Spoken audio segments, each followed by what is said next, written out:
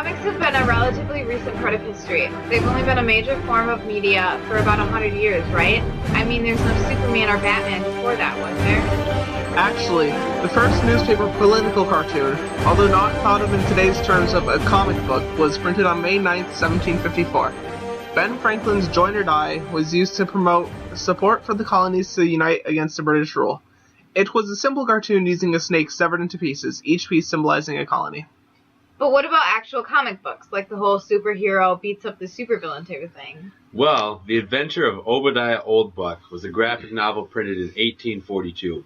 It was referred to as the first comic book, and although it was originally printed in Europe as Histoire de Monsieur Vaubois, it came to the United States as a newspaper supplement. It was written by Rudolf Topfer, a Swiss caricaturist. In his early comics, instead of the modern word balloon design we see today, he used captions below the illustrations. So if that is how comics started in the 1800s, how did they become what we have today? The first full-color comic was called Little Nemo in Slumberland. It was launched in 1905 under American author Winsor McCay. It had a weekly publication in the New York Herald and showed McCay's interpretation of psychology and dreams through the perspective of the main character, Little Nemo. This was called the Platinum Age. It also featured characters such as Walt Disney's Mickey Mouse in 1931 and the Yellow Kid in McFadden Flats in 1897 by Richard F. Outcault. Okay, well, what about the stuff that we think of today, like Superman or the Incredible Hulk? When did those comics start happening? Those are the best ones. They developed through the rivalry between the two biggest comic companies in the 1900s, which, as it happens, are still considered the two biggest companies in the industry. Marvel was founded in 1939 as Timely Comics, but changed to Marvel in 1961. DC was founded in 1934 as National Allied Publications, but changed to DC Comics after a few years after their first major series, Detective Comics.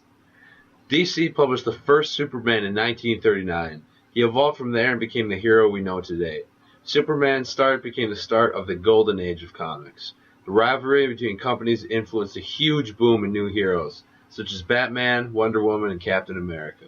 Since this was around the start of the World War II, Captain America was the biggest part of the industry's success. In one of his first comics, he was seen fighting Adolf Hitler. The patriotism during the war helped to increase the sales of not only him, but other comics in general.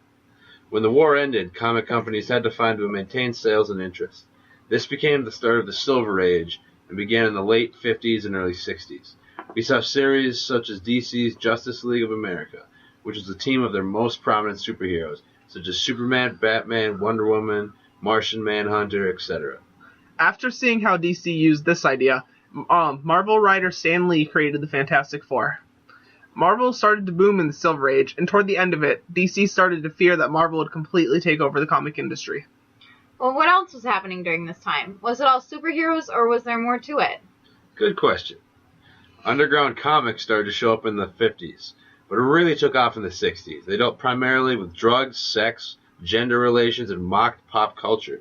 In the publications, they changed the CS at the end of comics to an X to emphasize the X ratings. Harvey Kurtzman was a big influence on the comic counterculture. He started comics and magazines like Mad and Help, which revolutionized the idea of comic counterculture. This scene was a revolt against censorship imposed on the comic book world. He also set the tone for Robert Crumb and Gilbert Shelton and their work for underground comics and newspapers. Although you still run across these types of comics today, the movement truly died out at the start of the Bronze Age in the 70s. Dennis O'Neil created the Green Lantern and Green Arrow.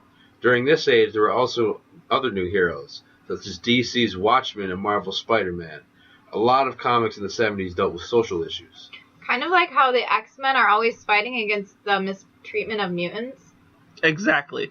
That symbolized the civil rights movement of the time and paralleled the societal treatment of minorities. Cool. What's next after bronze?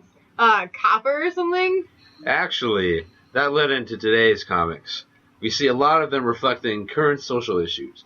A lot of superheroes are seen out in the Middle East, fighting terrorism and helping America. As comics have been evolving more recently, we see them being brought to the big screen. For example, Marvel has had a lot of movies put out, such as The Avengers and each of those heroes' backstories. DC has also been putting work into a Justice League movie. So where will comics go from here? That really depends on where society goes, but Scott McCloud talks a lot about that. He's a comic writer, but he also talks about how comic industry has been changing. He gives an example on how he has been moving away from pen and paper to sketch and more towards computer software such as Photoshop. And he believes that this is exactly where the industry is going. So comics will all be online? Maybe, but whether or not they are, we can expect to see more digitalized artistic styles. Companies are really starting to use the internet, but whether or not they completely go online is how society moves them. There seems to have been a dead period in the last few years, but we can predict another huge boom in the comic industry within the next decade or so. Given all the media and promotional items, even if the comics themselves change, the companies are still growing. That is evident in the huge movie growth and apparel that people wear supporting the heroes.